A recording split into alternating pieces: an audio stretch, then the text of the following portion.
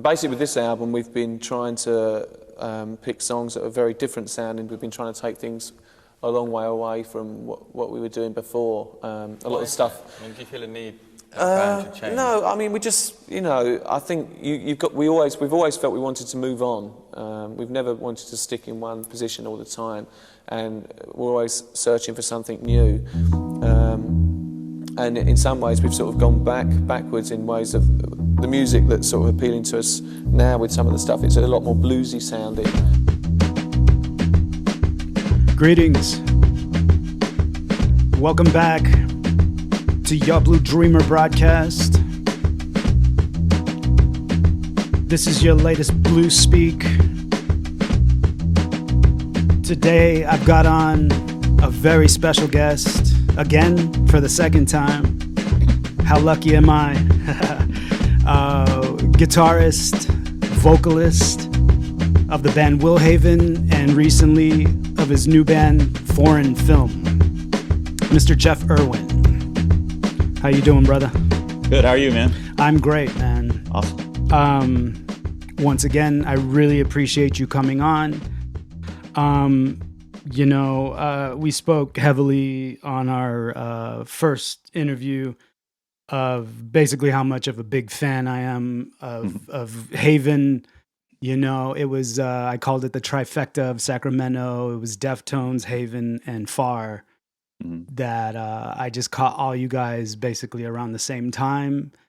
And it was just, you guys all influenced me so heavily, and so, but in all different, you guys kind of hit just three different points of heavy music and emotional music. And, and it's crazy that you guys are still going, and still venturing into new things, it's been 30 years, which is kind of crazy to say on all sides. But so I saw that you've got something new going, a new band.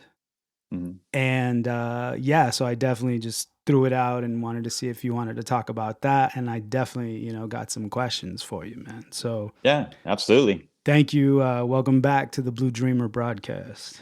Cool. Thanks for having me. Yeah, for sure. So I know foreign film is a term that I've seen in your work. It was a song title at one point, right? Yeah, it was a Willhaven song title on El Diablo record. Okay. Yeah, and then even visually, didn't you guys do some sort of like documentary or something?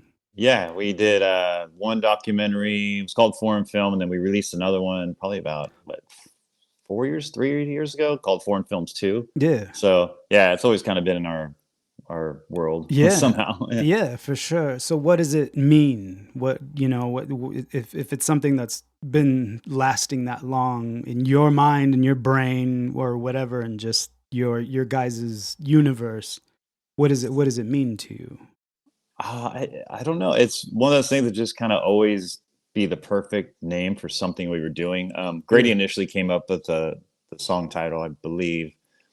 And then when we put out the DVD, we're like, well, it makes sense to call it Foreign Film since it's a film. And then it just always kind of stuck around. And then when we started this project, I had another name for it initially. But it's most of the people in the new band are all from Willhaven. So for sure, I figured let's try to pull something from the Willhaven world and to take it with us on this adventure. So I just went and started looking down the catalog of names and saw Foreign Film. I was like, okay, that's actually a cool name. Yeah. And it was another thing too is that going back to Deftones, Chi Chang, Deftones' original bass player, he always told me that Foreign Film was his favorite song from Willhaven. So, sweet. So it was also like a little bittersweet thing about like, having him love that song, and I'll just kind of carry it on with us. So a little bit of that too. Yeah, and it was a slow song, wasn't it?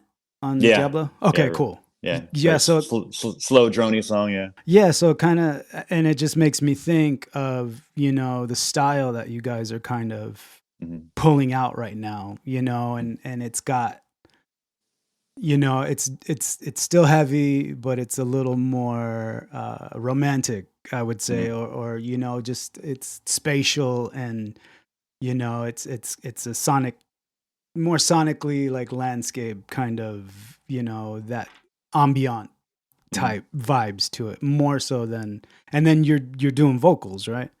Yeah. Yeah. And so it's, there's actual singing going on and not just straight yelling the whole time. And, it's such a cool dynamic to things you've already put out. Mm-hmm. And so, so besides the name, how long has the thought of doing this incarnation been in your mind, in your thought process? Has it been a long time? Has it been the whole time? Is it just something recent that, It's always been there in my, my brain of like wanting to do a band, kind of like in this vein. Sure. But with Willhaven, we were just so busy, and it was just one of those things where Willhaven was constantly working on, new records or touring or whatever. So I never really got a chance. Yeah. We did take a little break. I can't remember what year that was, 2006 or I think 8 maybe. And me and other guys will even kind of just start jamming on stuff, kind of shoegazy stuff. Yeah. And we had a name called Goodbye Black Sky. Okay. And we wrote a couple songs, and we played live with some friends of ours just for fun. Okay. Where I did sing, but I wasn't really singing. I was just kind of just whispering. Right. A little for bit. Sure. So we've toyed around with it for a long time. Yeah. And then actually all these songs that we're going to put out for foreign film were initially kind of written to be Willhaven songs. Okay. In a weird way. For sure. But as the more we kind of started wrapping up, diving into the songs and stuff, and I showed him to Grady. Grady's like, I don't think this is Willhaven kind of material. Right. And after, talking to him, I was like, yeah, you're right, probably right. So then we started going a little more, leaning a little more into the more romantic, vibey stuff. And then, so these songs have transformed about 1 million times to where now we feel it's more of what the style we're going for. Yeah. And then when Grady said he didn't really want to, sing on this stuff, I was like, well, who's going to be our singer? So yeah. I was like, well, I already kind of did it once a little bit. So let me just dive in and see if I can make it happen. And so it's one of those projects I've always wanted to do, but never had the time or wasn't the right time to do it. But now it's like, it's the perfect time to do it. So, oh yeah. Yeah, for sure. And as far as vocals, what was your thoughts? Did you have preconceived ideas, or were you just kind of like, feeling the music and then expressing out of the music? Or, because I asked you for, vocal influences as far as, what you were shooting for, or just what, because as a vocalist myself, it's very subliminal, where it comes from, yet it's very apparent, because like I've loved Chino all my life and I mimic him so much that because my voice fits with his voice when I sing 2 songs. Same with Eddie Vedder and Scott Weiland, and it's just my voice is in that register. So that's how I use it, but they taught me how to mindfully use it in a way that was like, okay, you make your voice your own. That's what all I've ever heard of any vocalist I've ever talked to is just like, you got to find your own voice. You know what I mean? Like anybody that's a singer that tries to put their shit out, it's like, you can't sound like everybody else, but everyone has their own voice, And that's 100% correct. I think when I started singing, or I thought about being the vocalist for the band, I actually went to the band first. Like, what do you think about me trying to actually sing? And like, yeah, go for it. Yeah. So, and I told him I put in the work. It's not I'm gonna go up there and just pass it. So I told him I'll figure this out. So it's not. I would tell anybody it's not as easy as it seems to be. It's so hard. It's true. Like finding that right voice, like you said, finding your own voice, finding the influences work with you. Yeah. Finding the vibe, because the vocals make the vibe of the band. Yeah. And and there's singers that are okay, and there's singers that are amazing, and it's like, where do you fit in that world? And I went down the rabbit hole of like going through all my influences and trying to find out what, like you said, like what singers match my voice that I'm comfortable with. Yeah. And kind of using their style and their swag or whatever to help kind of mold it. Luckily, we've been in the studio recording this music since actually been over a year now. We've been working on this in the studio. Mm-hmm. And the 2 guys I'm working with are pretty good friends of mine. But they've done a lot of like vocal type. They've done a lot of R&B. Okay. They worked with 50 Cent for a while. Like they so they're really heavy on vocals. So when I told them I was going to do vocals, they were like, "Okay, well, we're going to put you to the ringer. Yeah. Like Yeah. we're going to make you work for this." I'm like, Yeah. "Okay." And yeah, they've been putting me through hell in the studio.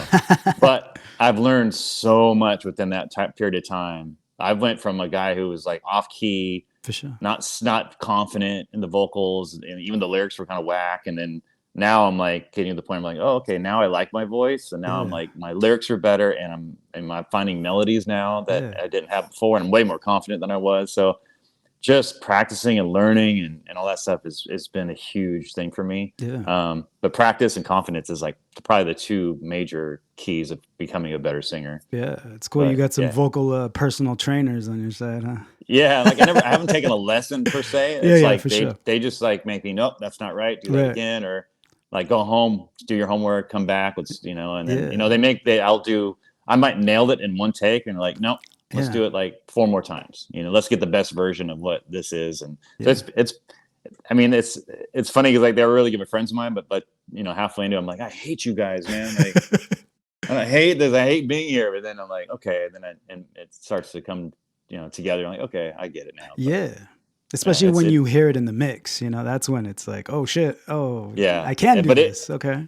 it's tough. It's been the hardest thing I've ever had to do musically, but it's been the most fun too, I would Yeah. say. Yeah. Yeah. And I was going to ask, like,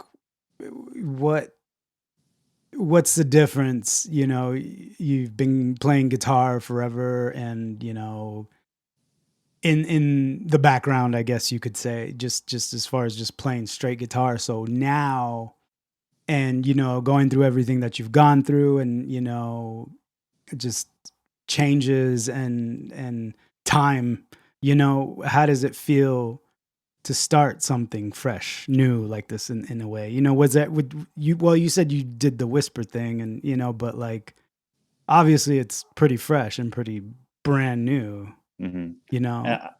I love that. It's one thing that I loved about starting a new project is Yeah. that it is new. It is like fresh. It's like having, like when we started Willhaven at, we were 20s, like we were so stoked. It was something new and like experimental, and we didn't know where it was going to go. Yeah. And now after 30 years, we kind of know where Willhaven sits, Yeah. For this, it's like everything is like wide open. And we Yeah. even saw it, like all these songs right now are just kind of like songs we've reworked a bunch of times, but I'm like, I can't wait till we start actually writing new songs as a band to see where this goes. Because Yeah. the one thing Willhaven, like I wrote 99% of the stuff in Willhaven. Right. So it was me just taking ideas to them and they would just play them. Yeah. But I told these guys, like, I want everybody to contribute because they're all really good musicians, Yeah. and I know they have their own influence, their own and stuff. So it's like, I want this band us to create together and just be this whole other project. So that's what I'm more excited about, Yeah. and there's also like no expectations, no pressure. There's no like, Yeah. it's just, and when it's funny because like we started an Instagram account, and when I got like 20 followers, I got excited. Yeah. Yeah, It's for like, sure. well, it's like, oh, we only got that many. That sucks. Yeah. But a new project, oh, we got 100. Oh, we got 150. It's like, Yeah. and even like we had like 150 on our Spotify lists, and I was stoked on that. Hell yeah. So it just brings that like kid energy back, or something new, and just being For excited sure. about it. It's like that makes it fun. Yeah, for sure. And like with any project, even with this, I feel the same way with doing this. I think we did our interview in like 24, and it's like a year and a half probably later, and like just seeing my follower numbers on Instagram, I'm almost at 500, and I was at like 2 something, almost 3 for so long, and I don't really care. But it's cool. It does get me excited. It inspires me to be like, oh shit, people are paying attention, like, it's fun, and this is music to me too. This is my expression. If I'm not in a band, if I'm not doing anything in that capacity, it's still music. I'm going to geek out and talk to people that are down to talk about music.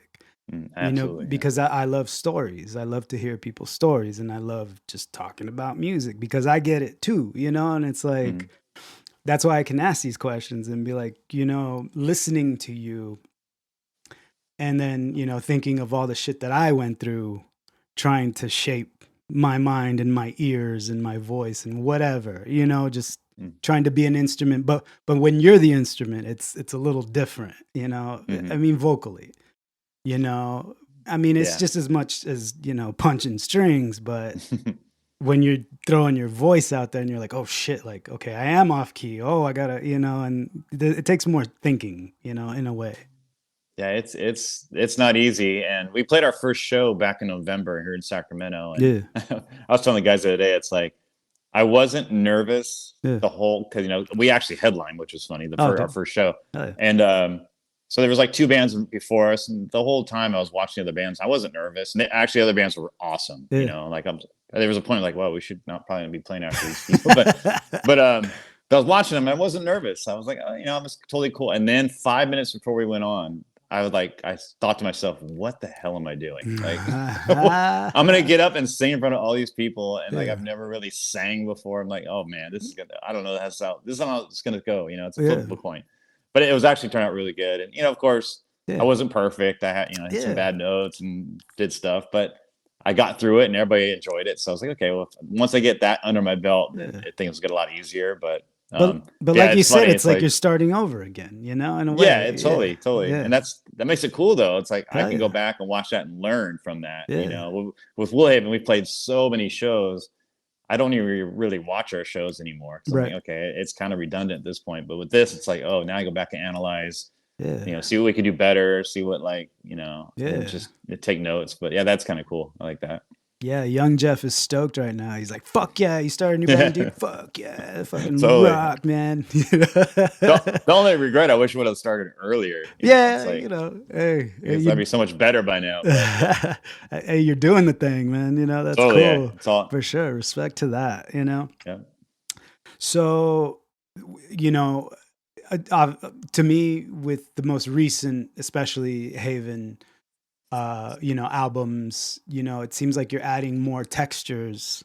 I mean, you always have, you know. I mean, when I first heard you guys, you know, and at the Coos, you know, playing with Far, and, you know, and just hearing you live and seeing your little, you know, rack rig, and, you know, I remember all of it. You know, you always had, I believe it was the ADA. I think we talked about this last time, but you always made this kind of textural sound as an intro, and, you know, the chorusy, like washy type shit. And then you just go straight out fucking bore, straight, you know, full bore, just, you know, distortion.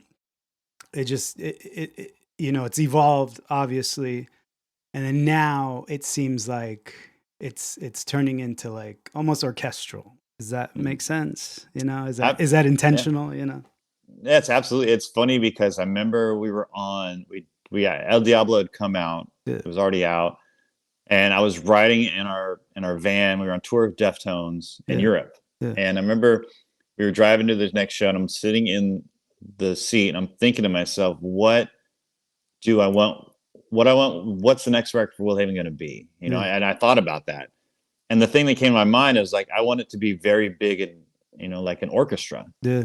And be huge and heavy, you know, like almost like Neurosis, but just take it on a whole different level of, like, you know, very atmospheric stuff going on. That was my vision back then. I was like, but then we came out and wrote WHVM, which was a little not that, but so I mean, this has always been in the back of my mind of being a very big atmospheric, you know, or almost like an orchestra, you know, like it's like something that you wouldn't think a band would really play. Would think like if you see, oh, there's 4 people on stage, but it sounds like there's 20, you know.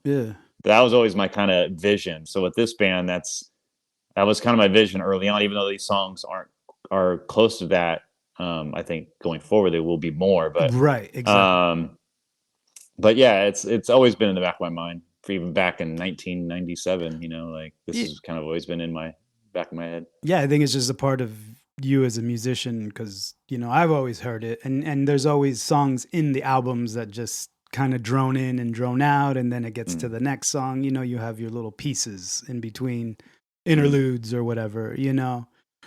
And but to me, Foreign Film sounds like the now of that, the amalgamation of all those ideas. Now you're like piecing it together as this is the band now, you know, this is what the band was the whole time. I just didn't know it, and now it's happening.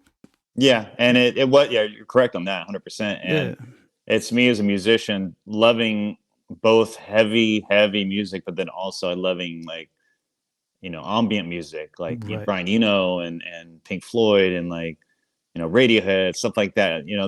That to me has always been just as big an influence as like Sepultura or Slayer. Like those two have been right down the middle. Yeah. So for me, it's like Will Haven. I had to lean a little more towards the Sepultura stuff than I could the Radiohead stuff, because just with Right. with our style and with Grady, it was hard to kind of lean into both. I tried, I threw my stuff in there like you said, but it was hard to like not be 50-50, And Right. with this band, it was like, okay, now I can be 50-50 with it. Even me lean a little towards more the Radiohead side than Yeah. the Will Haven side, but Yeah.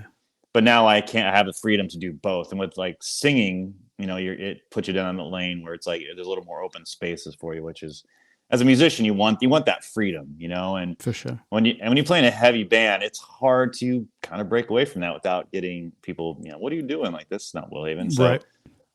so you kind of stuck in a little spot, but with this band, it's like, I didn't want I want to write a heavy song, but I want to write a really mellow song, and I can do that, I have the freedom to do that now, which is really nice as a musician, have that freedom.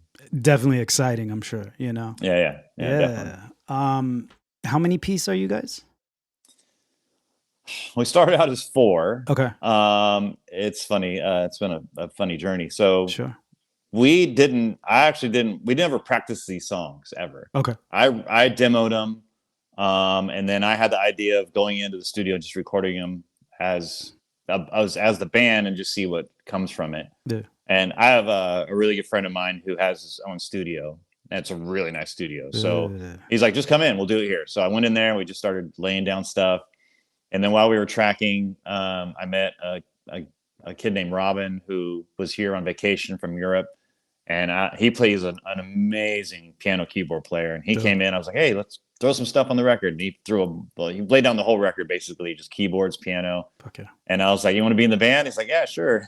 Yeah. So he was supposed to move here. He hasn't moved here yet, but he's going to. But so we picked up a piano keyboard player. And then my friend Rob, who's also one of the producers on the record, his son plays guitar, and he's really good. And so I was like, should just join our band. Yeah. So we picked him up. So now we have 3 guitar players, including myself. I'm trying to like play guitar a little less, sure, and just worry on vocals. So Sean, who was in Will Haven, and Rylan, their new guitar player, kind of handling the guitar duties. And then I was in studio, and I was like, I'm a huge fan of Pink Floyd, and so I love the female vocal parts on a lot of their songs. So I asked my girlfriend to come in and sing some parts on stuff, and she sounded amazing. So I just kind of added her to the group, and she's singing live with us and stuff. So it's kind of become this like you said, like I went from a 4-piece to like this orchestrated thing where everybody has their own role now and add something to it. So I guess that would make us a 6-piece. Yeah. Six dot. Yeah. I mean, we don't have our keyboard player yet, so we're still at the 5 mark, but for sure. Or, 6. There's gonna be 7. I don't know. But people are coming in and out right now, and but and adding to the record and stuff. So, but yeah, it's more like, I haven't said like it's one of those bands where if people come in, awesome. If they leave, awesome. It's like one of those things where I would love to work with a lot of people and have everybody kind of just put their 2 cents in. But I think everybody in the band now is not going anywhere. They want to stay. So that's dope. So we, find somebody that, we can add in, like, whatever it may be, we would do it. But at the same time, we're playing very, very small stages. So even the people we have now, we don't fit on a stage. That's a problem. But but no, it's a good group of people right now, and like I'm stoked on everybody. How many shows have you guys played so far? Just one. Okay. It was one of those things where it's like I had to, when I had to talk to the boys, like, well, let's just concentrate on this band for a while and kind of put Will Haven aside, and it took them a little bit of time to get used to that. And plus, I was in the studio working 24/7 on the record, and they were there in and out. So for me, I was like, I just want to do a show to let them know that I'm serious about this, and let's get focused. And so I called up a friend of mine and said, I want to do a show. And so we booked it, and it was November, right week before Thanksgiving. And so we went in and practiced, and those guys got all the songs nailed, and then we did the show. And after the show, I felt a little more like they were more stoked on everything, Dope. and kind of now we're taking it very seriously. Yeah. You know, it's like you kind of got to show them like we're a real You band, gotta not just prove screwing it to around them. here, you know? Yeah, I gotta prove it. Yeah, Yeah, it's yeah, like yeah. so. Yeah, the show went awesome, and now they're stoked, and now we're gonna finish the record, and then hopefully do some more stuff here coming up. So That's dope. Yeah. Are there any other shows planned, or is it just work on the sounds? yeah, we have one maybe in June. Okay. We're hoping to have the record. I have 3 more songs I do vocally, and then we're Yeah. done. But so hopefully the record will be out in March, April. Okay. And I think, I wanted to just kind of waterfall songs. I didn't want to put a whole record out, but Yeah. it seems like, most people that kind of will take you a little more seriously if you have a record out. Sure. So especially with the agents and stuff like that. So Yeah. my goal is to put a record out and then just start hammering for shows and stuff after that. So Dope. let them know that we're kind of serious. We're not just putting a bunch of singles out and just trying to play a bunch of shows. Yeah. So, yeah.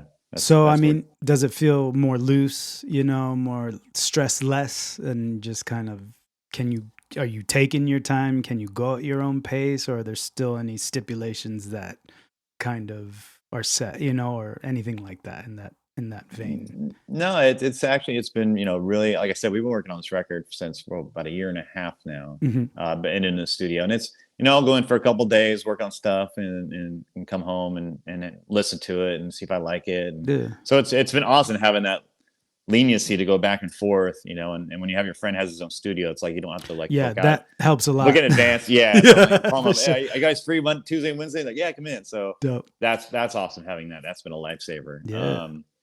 And then so so I've been able to take my time with it, and like this, if I didn't have that, this record would be completely different, because we keep adding stuff, guitar parts, this and that, and then I would sing a song and I record it and I take it home and I'm like, I don't like it, guys, I want to redo it. And I go back and sometimes it'd be completely different lyrics, and they would just laugh, like, oh my God. But it always got better. So it wasn't like one of those things where it's like, of course. Yeah. But so it's been nice having that. So yeah, no, there's been the only thing you get excited, you want it to come out. Exactly. Yeah. So that's the part where it's like, all right, I'm on a time frame, I want to get this out at this point. But other than that, it's been really chill and it's been nice. Yeah. I mean, it's funny though, because I've already written like 4 or 5 brand new songs that I've demoed. So I'm like already on to the next. But good. I mean, that's good though. I think that's I'm inspired. Yeah. I'm having a blast. So yeah. Fuck yeah. What about that Deftones cover? I saw that comp the other day and I was like, oh shit, I didn't know. Yeah, I didn't even know it came out. And then I guess you guys, I think you had it as a link on your Instagram or something. And then I checked the whole thing out. I was like, it's pretty good, man. Yeah, it was kind of a very last minute thing. Okay. The guy who put it out, Woody, he did the Deftones podcast. Okay. And he's like, I want to do a tribute record to Deftones, because his podcast was coming to an end. He just wanted to kind of go out with a big like tribute record. Yeah. And so he hit me up and he's like, would you want to do this? And I was like, God, we're right in the middle of recording this record. I can try to figure something out. When do you need it by? He's like, well, I need it within like a week or so. I'm like, oh shit. So, and I hadn't even sang on anything yet. For sure. And so I was like, well, I guess I could try it, whatever, Yeah. So I had my friend Robin, who I was talking about earlier, my piano player. He was in England at the time, and I said, hey, we want to do a Deftones thing. And so he learned the song within one day. Yeah. And he sent it to me. And so I went to the studio the next day and I was like, all right, I'm going to just try to sing this thing. And so we did it and I sent it to him and he's like, oh, cool. I like it. I'm like, all right, well, if you like it, then you're free to use it. So it was one of the things that was very last minute. It was the first thing we actually did as a band, or put out as a band. So, but I figured it'd be fun. It's like anything I could do. Like I've never really covered a Deftones song before. So it's kind of cool to do that too. So it's one of those things where it's like, yeah, it'd be fun to do. Hell yeah. Yeah. That's cool. And well, I want to ask about gear, Mm-hmm. I mean, I can tell, I hope I'm right. I'm pretty sure I am.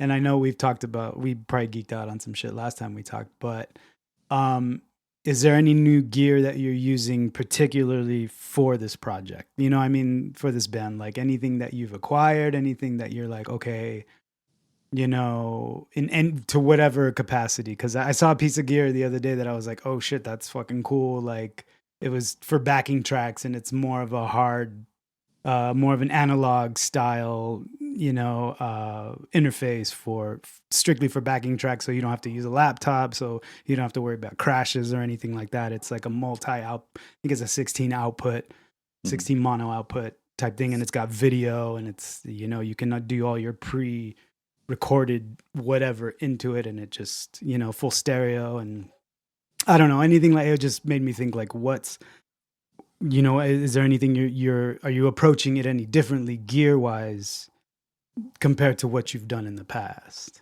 No, and it's fact. It's like we're actually going backwards a little bit. Okay, like we're actually more organic now than we were with Willhaven, because it's finding that sound. Like I have an Eventide space pedal that I used on our last Willhaven record, which I absolutely love. Yeah.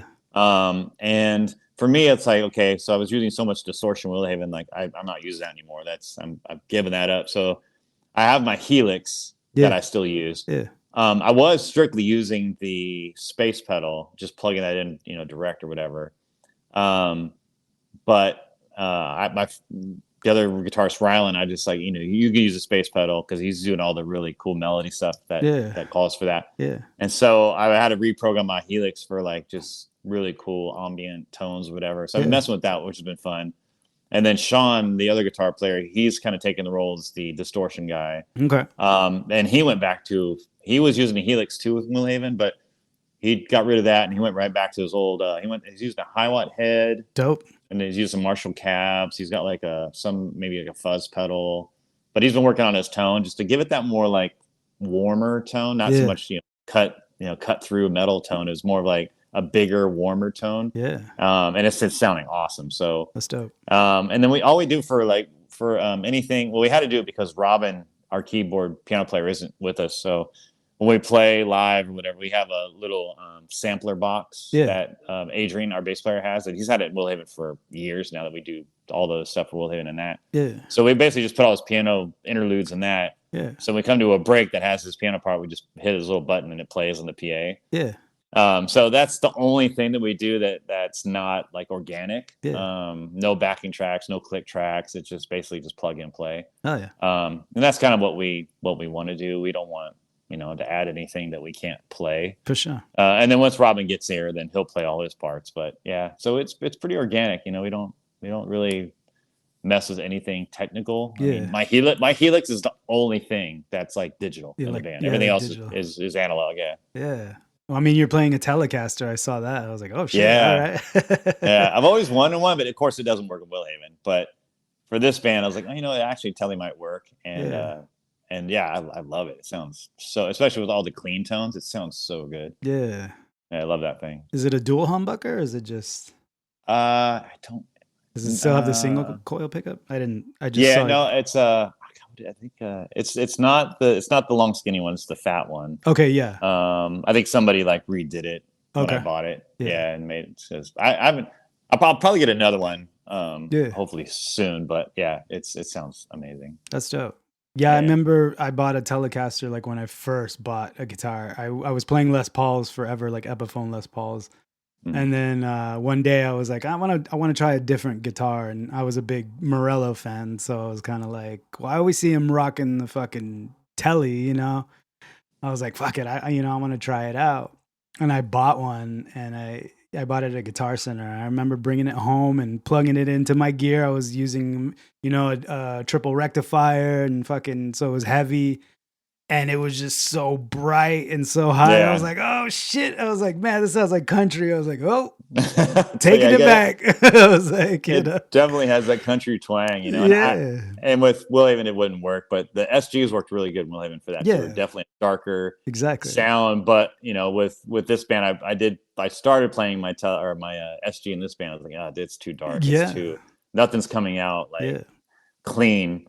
And then, so, you listen to Radiohead and like, even like Jeff Buckley, Telly is like the only way to go if you want that really beautiful, clean, some shimmer, bright tone. Yeah, that's just so funny. I was like, oh shit, I took it back. I was like, when you could return shit to Guitar Center and be like, I literally played it for a day, and I was like, no, it's not the right one. Sorry. Yeah. It's funny how guitars definitely, like each guitar makes a different Yeah. sound of what you want. Yeah, it's Yeah, crazy. I mean, it was stock, but I mean, I could have done so much to it, but I was like, no, right away. I was like, no, Yeah, I'm a Les yeah, Paul guy, yeah, which is yeah. funny now because all I play is Jazz Masters now, but Oh, those things are awesome. I actually played one the other day, and I love the neck on those they're things. Oh, fucking so sick. I have two yeah. Japanese Jazz Masters, and my blue one is it's got the roasted maple neck, and um, I changed the bridge pickups, Dunable, Sasha Oh Dunable. yeah, He yep. makes a Jazz Master like humbucker wound type. So I throw Oh, those in both of them, and it's like I could still chug and still hit, that oh,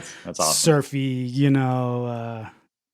fucking surf style shimmer too. So it's kind of full range tone. But That's awesome. one of my favorite guitars I've ever had in my life. I always call it one of the best guitars I've ever ever. It's gonna be buried with me when I fucking die for sure, dude. That's awesome. Cool. So just a couple other things before we get to the music, but like I want to ask you now, nowadays, how do you feel about like, well, first thing is I put current music scene, and it's crazy that Chain Reaction closed, and then I saw that they're closing Bottom of the Hill in San Francisco. It seems like it's kind of a trend that's happening, and I just wanted to get your input on that. Like, is the live situation dying? Is it just the out with the old and maybe in with the new, or do you have any thoughts on that? Yeah, it seems to me because it's like everything in America, everything's going corporate. Sure, And I was having this discussion today with my girlfriend. It's like sure, the corporations are just coming in and just killing all the mom and pop, yeah, and it's heartbreaking. yeah, Like, and especially to, a band like us, not so much Willhaven, because Willhaven was kind of in that little Live Nation yeah, thing, but with Foreign Film, like there's no places for us to play, and Bob of the Hill, Chain Reaction, like those. In fact, actually, I emailed Bob of the Hill about 2 months ago, asking to like get us on if we can get on a show there, and they were awesome. yeah. They're like, oh yeah, we would love to have you guys. Well, if there's a show you want, let us know. We'll put you on it, or we'll put a show to build together for you. Yeah. Most awesome people in the world, Yeah. and I was like, this is how a club should be run, And then I saw just 2 weeks later ago, I saw the thing say they were going to close, and I was like, oh, so heartbroken. Yeah. But my plan is still to hopefully play there before it closes. But Right. But yeah, and we had a club here in Sacramento called Holy Diver that was Mhm. owned by my friend Anthony Paganelli, and he was in Willhaven for a while. And that venue was amazing.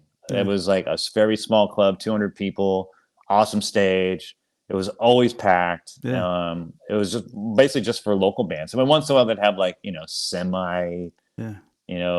band like big bands come in there, but mostly it was for local bands, and it was always packed because people had friends in high school or whatever that would come see Exactly. their friends play, and Yeah. so it was like that place, that you would play if you're a local band, and Yeah. that they went under. COVID took them under, Yeah. and so they closed, but that was like the only place in Sac that was kind of ours, Yeah. And then, but of course, we have a new venue in Sacramento called Channel 24. It's owned by, I think, Live Nation, and it seats 2,000, but it's big and it's beautiful and it's awesome. But they Yeah. don't have any local bands. It's all like Primus, and Right. it's like all pretty fairly big bands. So Yeah. it's like it's great if you're in that world where you can play those places. But Yeah. if you're a new band, there's nothing, Yeah. and that sucks. It's like, what are you Yeah. gonna do? Yeah. Like, what are these kids gonna do? Like, I mean, there's no clubs anymore to like play. Yeah, and if you're not part of the demographic, spectrum as far like we're barely getting shows here in San Diego. All the bands I want to watch are going to LA, and that's as close as they get. They're not coming to San Diego anymore, and I'm like, shit. Was the last time I saw Deftones going to be the last time I see Deftones unless I go to fucking LA or whatever, like. Oh yeah. It's. I mean, no one's going to San Francisco anymore. Yeah. Like that city's just killed their music industry. Yeah. So it's just like it sucks. I don't know, and I always look too, and when I because Will Haven was part of we did a few festivals in England, whatever. But I look at the festivals in America, and it's and even to Europe, it's to an extent, it's all the same bands. Yeah. And it's Mastodon, it's Marilyn Manson, it's Korn, it's Deftones, it's like Avenged Sevenfold, it's all Disturbed, it's all every year it's the same band, they're just packaged in a little different way. And I'm just like, I don't see any new bands getting any run on those. Like it's like the corporations have taken a lot of bands. Like this is gonna be our money makers, and we're gonna just place them in different cities. They've bled it dry. Yeah, and it's like, how do you get into that? Like, if you're a new band, like, unless you have some crazy manager or agent, how do you get into that circle? Like, how do you get a Danny Wimmer circle? Like, how do you do that? Yeah. So it's like, I don't know. It's sad. Like, being in a new band, I see that now. Yeah. Of like, oh, how do you take a band from? Luckily, we have the Will Haven name attached to it, so it helps. But sure. If we didn't, I don't think we'd even survive a couple years. Yeah. Like, where do you play? Like, where do you go? Like, and especially a band that if you don't want to go that route of like having a manager, an agent, all those people that just steal your money anyway. It's like, what do you do? Like, yeah, and that's what I find interesting, and that's why I asked the question, like, let me ask this first. Does it make you nervous at all doing what you're doing right now, starting a new project? Does it make you ask questions? Does it make you, have any doubts? Or are you just like, fuck it, I just want to make music and I'm going to do it? Obviously you've got a little in, but you're doing something new and fresh. And like, does the love of music overtake any stress or doubt or anything? You know what I mean? Like, I would say the latter. Like, it is for me at this point in my age and the career I've had, to me, it's the music is the most important, and I'm having fun playing music with my friends. But there's also a part of me that would like to get the music out and see where we can go with it, know?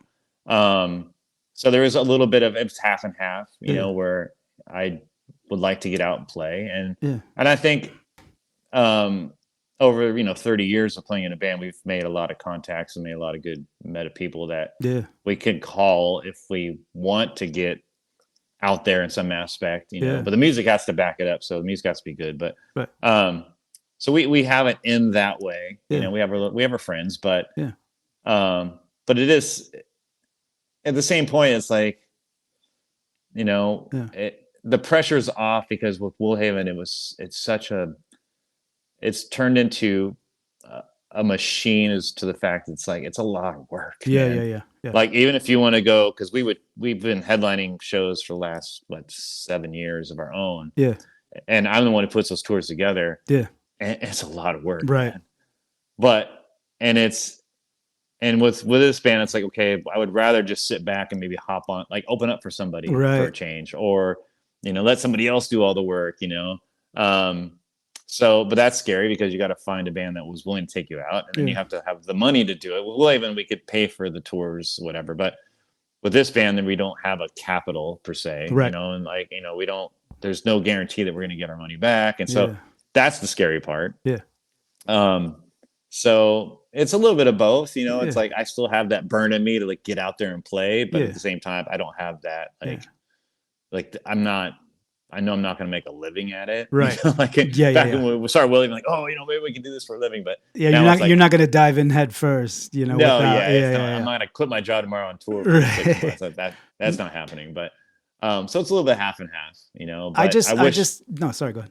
I just wish there were more venues that we could call up. And I just ask because I'm interviewing a lot of young bands, and it's funny because I don't really have a space. Like, I can do these remotes by myself, but I don't have a space. I live in one room, and I don't have space to interview a whole band, 4 or 5 piece. So I'm going to them, and that's how I'm doing my band interviews. I'm like a mobile podcast now, and it's cool. It's fun. I love it, and I'm driving about 45 minutes to an hour north, and interviewing all these younger kids doing shit, and I go up there and I'm like, is this a scene? Like, and you guys are all playing shows together. You're all different styles. You guys are just playing, the same gigs and backing each other up. And I'm like, that's fucking cool. That's so dope. And they were like, well, we don't consider it a scene, but, I'm like, but there's some shit going on here. Like, you guys all are different. You guys all sound good. You guys are all revolving around each other, backing each other up, and so seeing them and talking to them and they're doing what they're doing. And that's exciting. I'm like, that's fucking cool, man. Like, tell your friends, whoever wants to get down with me, tell them, and I'll fucking go to them and we'll talk. And, like, I want to hear their stories. I want to know where the fuck they're coming from, and it's, that's exciting to me too. So to me, it was just kind of a contrast. Like, what are you thinking? And then seeing, being me, boots on the ground, actually seeing what these kids are doing, and it's like, that's fucking cool, and they've got the spots to play their bars. And like, one of the singers of the bands like runs a bar, and she's like, I have all the bands come here, and that's what we do. And, it's fucking cool, and so that's why I asked that. It's like the big shit is dying in a way. It's not hopeless, but it's just in a stringent mode right now, to where it's just stretched so thin. Yet these kids out here playing fucking backyards and fucking like I used to do back in the day. I'm sure you did. If we all have at some point, if you want to get down, they're doing it and they're thriving, to whatever capacity, and I respect it, because it's like, that's fucking dope, dude. Like, you guys are out there and you guys are doing this shit, and I just want to boost you guys, like, I want to be the voice. And they're like stoked. They're like, dude, that's so fucking cool. And I'm like, I'm not in a band, I'm not doing shit, but this is what I do. And I want to blow you guys up as much as possible, And because that's how it was when we were starting out. Like, we had a club in Sacramento called the Counter Club, and and our little group was us, Far and Deftones, and like, we would just go play shows together and hang out. And like, the big bands like didn't even seem real to us. That wasn't even in our thought. Like, we were in our own little worlds playing shows. We were like the local rock stars, whatever. But we didn't have podcasts. We didn't have any way to get our music out of Sacramento besides if we played San Francisco or LA. Like, there was nothing. Like, nothing was like, we didn't have the press or MTV come to Sacramento. Like, I mean, not until Deftones started like getting a little bit of noise that anybody knew that Sacramento even existed.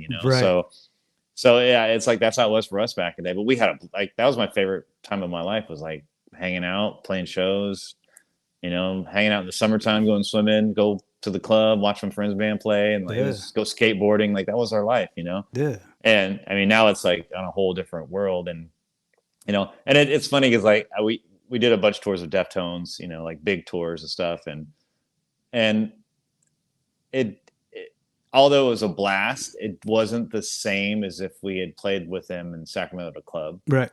It was that, because that was just fun. Yeah. The tours were awesome, but there was so much work, driving and like, and we're hanging out all the time, but at the same time, like, they're sleeping in till sound check, so we don't get to hang out as much, or like, or they're busy doing interviews and we're doing sound check and blah, blah, blah. And instead of this thing, it just becomes like this working, like this circus, where, you're with each other, but it's not the same as if you're hanging out in hometown and like, all right, after the show, we're going to go party at so-and-so's house, or, so it's funny. It's like, you kind of miss those old days when we were just all kids and being stupid, having fun. And like, there was no expectations. And yeah, it was a blast back then. Yeah. That's why it's cool living through their experience in a way.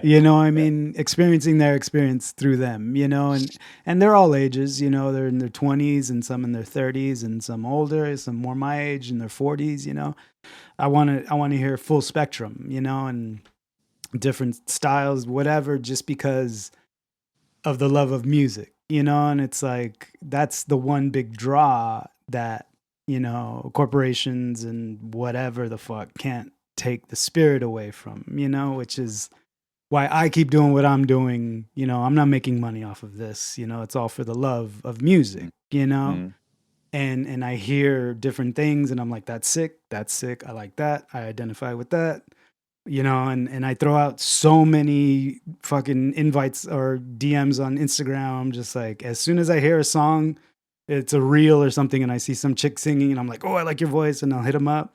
I throw out so many requests, That's and awesome. the percentage that I get back is so small, but it happens, you know, Yeah. and I'm stoked, you know, I'm stoked on that, you know. Well, I'm stoked kids are like still playing music. You know, I thought for Exactly. a while like kids are gonna like they're not gonna pick up the instrument. Yeah. Like there's so many other things to do than play music, you know. And but now I'm seeing a lot of young kids. Like Yeah. we have I have the kid Rylan I'm talking said earlier about joining foreign film. He just turned 20 years old. He's a kid. Yeah. And he's Wow. playing with a bunch of 50-year-olds, you know. Hell yeah. And but to me, it was like it was important for me to include him in the band because he's a great guitar player, but I want him to feel what it is to be in a band, especially a band that's fairly serious, Yeah. you know, and learn from us and grow from us and like be able to play with like musicians that have been playing with each other for 30 years. Like he's Yeah. going to pick up so much from us. So if we do break up, either he carries on foreign film or starts his own band, Yeah. he's going to know what to do. Yeah. And he's gonna be able to take that to his new band and hopefully keep him inspired for forever of playing music. And so to me, that was really important. It's like passing the torch down to him. Like, okay, I'm the older generation. I'm gonna give you what I learned, and you're gonna hopefully run with it. You know. Yeah. So I'm stoked that he's playing in a band because when I was 20, I didn't drum my first band until I was 23, Yeah. and it was the best time of my life. Oh yeah. So I wanted to pass that down to him and go like, all right, I want you to experience like playing shows and playing, you know, touring or whatever, and seeing the inside of how this thing works, you know. And he's been awesome, you know, the whole process. He's been learning everything, but yeah. And then we have another, like I said, my friend Studio. His son plays drums. He's 15, and he has a band with some of his friends. But his friends are like 13-year-old kids. Yeah. And they went in and recorded 2 songs last week at the studio. And like, I mean, they're not great, but Yeah. the kids are so excited Yeah. to play, and they have kind of Metallica-ish vibes, you know. Yeah. And they're not great, but it's just so rad to see them like trying and like learning and like they're so excited about their music. Yeah, They're stoked. Yeah. Fucking 12-year-old kids. Like Yeah. it's so rad to see that. I get so Yeah. psyched to see that. Yeah. I mean, even seeing, you know, kids on Instagram and shit, you know, these phenoms just like, oh, fuck. Like, Yeah. you know, seeing 8-year-olds just drumming their ass off. And, Yeah. you know, shit like that. It's, you know, I don't feel any apprehension to accepting it as something legitimate because, oh, it's the social media or it's fucking, we didn't have access to this when we were younger, blah, blah, blah, blah, blah. It's like, it doesn't matter. It's all there. It's been there the whole time. We just weren't exposed to it. Now we're exposed to it. You know, there's faster, you know, being exposed is much faster. It's more instantaneous now in a way, but that's how I get my shit done, you know, and the quicker, the better in a way, you know, like just because I know what to expect and I know what it takes, you know, like. Yeah. I for me, I just hope the organic songwriting, music, I hope that's just makes a big surge because it did die for a while, and I hope it. Well, with AI, you know, and there's another point I kind of threw in here. I mean, I'm not scared of it. You know, I use it as a tool for certain things, you know, and I think people that really care will do the right thing, you know. Yeah. We did. Everybody, you know, anybody that you're a fan of or I'm a fan of obviously did because we resonate at certain frequencies that not everybody resonates at. Well, the thing I'm afraid of those these kids, you know, because of course we grew up in a world without it, sure. And so it makes sense to us to not have that. But these kids growing up, that's all they know. Yeah. Like they don't know anything different. So of course they're going to use AI because that's all they know. You know, so you hope that these kids. That's where you hope the kids like look back and like. They fall in love with Metallica or AC/DC or Led Zeppelin, like, and then take that and like, oh, I want to be like that. I don't want to sound like a Peter. I want to sound like you know, AC/DC. So, which I see a lot of, which is cool. Like kids going back and listening to old records and like digging that shit and like going, oh, I want to be in a band, you know. So you hope that makes a resurgence, you know. Yeah. Yeah. My brother's kids, he's got 2 girls. One is 18 and one is 21. You know, and they're getting into vinyl and stuff. So for Christmas, I went on record store day and just bought a bunch of fucking, you know, I bought a ZZ Top and fucking Superfly, and I bought Lonnie Liston Smith and just a bunch of shit. Fucking John Coltrane, Love Supreme. Like I bought them good records that were like, okay, I'm gonna give these to you. Like I hope you like them. You know, they're already open to whatever. You know, I was reading a magazine and it was about jazz, and I was like, "Do you guys like jazz?" They're like, "Oh yeah." I was like, "Oh shit, all right, cool, respect." You know, and they're into a lot of different shit. So for Christmas, they brought their record player because they were playing, you know, the Peanuts Christmas album, and they had like a bunch of different, you know, Johnny Mathis and shit records that they were playing. I was like, "Oh, perfect! I got you guys records for Christmas." Boom. You know, it was just like, That's all. it was dope. You know, and so they're stoked, and that's cool. You know, I love that shit. And to me, it's a fire that will never die. You know, it's Yeah. no matter what anybody thinks about technology. I mean, you and I saw the evolution of analog to digital, you know what I mean? Like massively, you know? And Yeah. so, you know, it's how you use it, and it's how the person, I believe it's how the person thinks for themselves, you know? And Yeah, absolutely. yeah. Absolutely. All right, cool. So now is the time in the interview where I like to bring up the music. You gave me some influential songs last time we talked. This time I asked more influential for foreign film, but I don't know. You gave me a bunch of different ones, and kind of your vocal approach and whatnot. Mhm. So out of the suggestions that you gave me, I picked 3, and I kind of want to just throw them at you, and then kind of, you know, it's my DJ playlist off of what you sent me. And then obviously we're going to hear 3 foreign film songs that you guys have out currently. Yeah, so the first song I picked was the Jeff Buckley Grace. Mhm. So Nice. that was that one a vocal influence, or just all around tonal, you know, musically? And Yeah, it was one of those things where, you know, you start, because I was a Buckley fan, but of course it was so long ago. You know, Yeah. I've listened to stuff, whatever. But you know, I actually had to learn one of his songs a long time ago, and Mhm. then um, we were listening to this music, me and my girlfriend, a while ago, and one of his songs came on, and I was like, oh yeah, and I was like, what is this? She's like, it's Buckley. I'm like, that's right, that's right. So I would start like, you know, diving back into his catalog, and I was like, oh my god, like it's funny when you listen to something with different ears, Yeah. you know, because back then when I really liked him, I didn't quite. It sounded, you know, a lot of the music I was into at the time was similar to his, Mhm.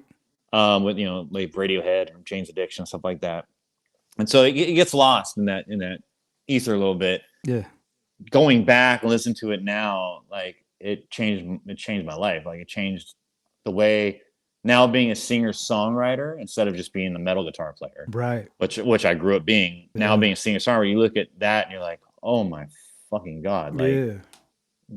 probably one of the best musicians to ever walk the face of the earth, you know. Yeah. And his vocals and his guitar playing, it just like that's fucking unreal, you Yeah. know. Yeah. So I learned a lot going back and like diving into, when I love artists, I go back and I dive into everything, like For sure. their history, like their influences. Like I watched the documentary, like interviews, like concerts, like anything I can get my hands on. Yeah. I'll go back and I'll just consume all of it. So of course I will never be able to sing like him. No one can. Yeah. But his outlook on music, his vibe, his energy, his songwriting, um, the way his lyrics, which are very, very beautiful. You know, he's all about love and, Yeah. and heartbreak, and it's funny, like now looking back on it, it's like that record is so haunting because it talks about death and mortality. Yeah. And there's even lyrics in there about him drowning, you know. Yeah. And it's so now that record hits a lot harder than it did back then. Yeah.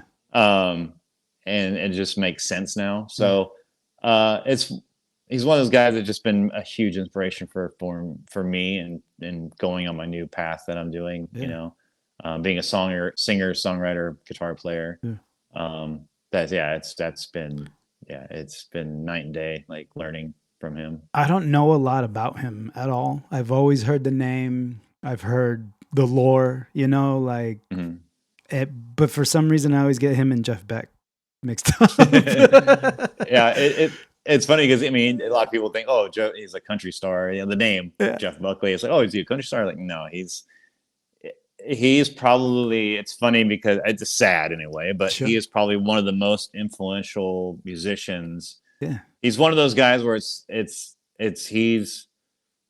he wasn't that popular. Mm-hmm. You know, he never got big, but he's one of those bands that your favorite band is a Jeff Buckley is their favorite band. Right. You know, Radiohead's hugely inspired by them. Yeah. Fake Plastic Trees was written basically after a Buckley song. Wow. Soundgarden, you name it.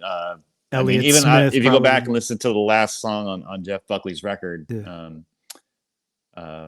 Forget or whatever, that basically, if you listen to it, it's like, oh, that's Bruno Mars. Okay. It's straight up Bruno Mars. Like, so he influenced so many people, but he never got any credit because he passed away, 3 years after he put out the record. So that was his only release?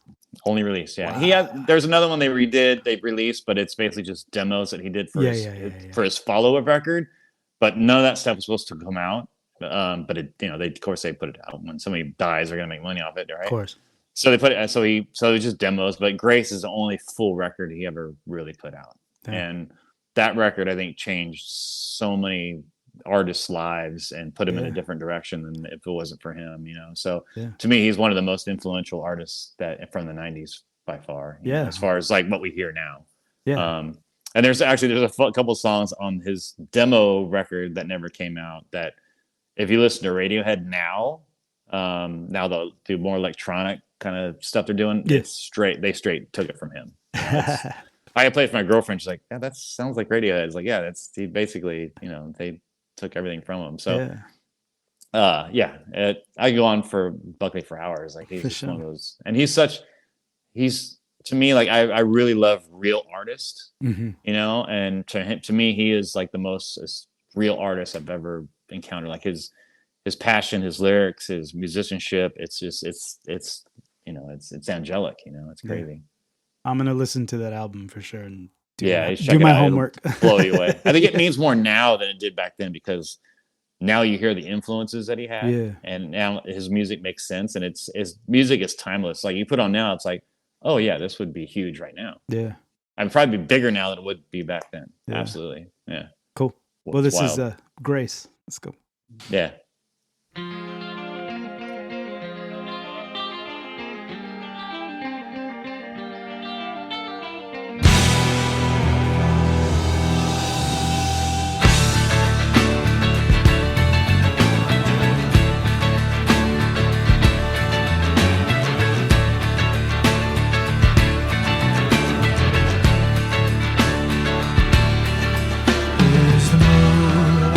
To stay long enough for the clouds to fly away. Oh, it's my time coming. I'm not afraid to die. My fading voice sings above.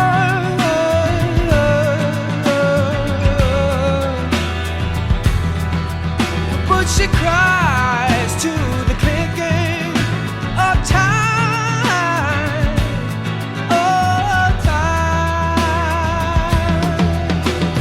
When the fire, when the fire, when the fire, when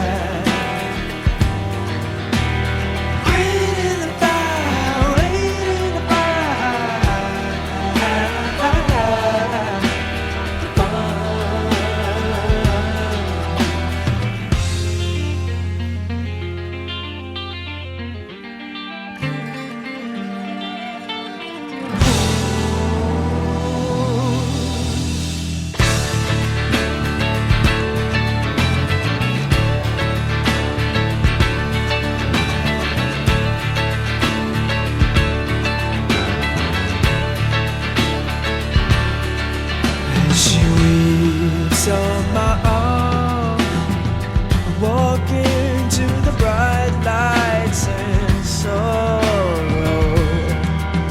Oh, drink a bit of wine, we both might go tomorrow. Oh, my love,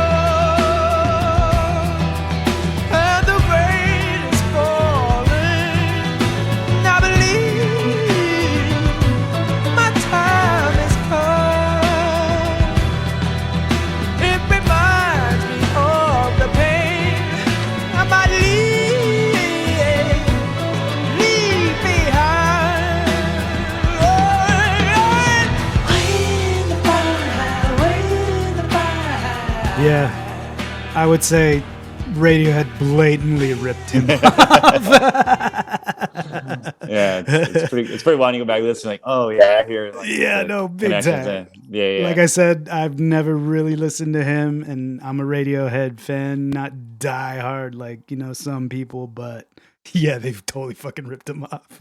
It's funny because I mean, Radiohead was always like one of those bands that kind of tugged at my heartstrings a little bit. Yeah, But now it's hard to listen to them after listening to Buckley, For because sure. Buckley like takes that emotion and adds it by 100. yeah. Because when you listen to that record, you wanna cry. Like Yeah. it just pulls something out of you. And I think it's also the fact that he passed away when he was 30 years old, Yeah. and 3 years after he put out one of the greatest records ever. It's like it really hurt, like really impacts you. Maybe that's another part of it. But Yeah. his music is just so. There's a funny because Brad Pitt says that Jeff's his favorite artist, and he said it just his music gets under your skin, and it does. Like Yeah. you can't not like. I'm addicted to like listening to that record all the time now. It just gets in you, and it's like consumes you, and it's like so many emotions, and it's beautiful. But yeah, it's hard to like go back and listen to Radiohead now. It's like Yeah, I'd shit. rather listen to Jeff instead. It's funny. Yeah. I mean, it's very angelic, but almost like ghostly as well. Yeah, but it's it's just so beautiful, Yeah. and like Yeah, I'm It's gonna definitely amazing. bump that. I wanna Yeah, hear that check it shit. out. The whole record's amazing. Yeah. All right, cool. The next one I picked was Neurosis, Souls at The Web, off Souls at Zero. Mhm. This one more so because I was listening to your songs over and over, and then I was kind of like, for the Buckley, I was like, okay, Buckley was for the I guess the softness of what you're doing, the romantic part of foreign film. But then, listening to the tone of the heavy in foreign film as well, then Neurosis was kind of like, okay, that's where that goes too. Like, kind of piecing this puzzle together, which is why I ask, for the influences. It's like, I'm trying to do the detective work in my head, be like, okay, why did you do that? Where does this fit? Okay. And that's how my brain works, Yeah. So Neurosis kind of made sense, I mean, I'm sure it's been the whole time through Haven and everything. It's part of you, but why, Neurosis? I mean, pertaining more to foreign film, like it. I think Neurosis, if you go through like you said, Neurosis is probably the one through line for me as far as my music.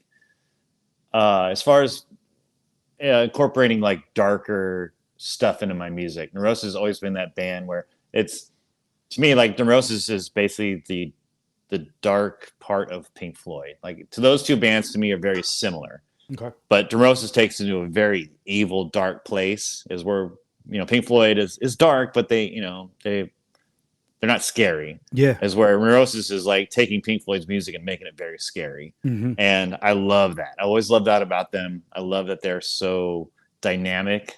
Yeah. As far as like being very quiet, but then very being loud.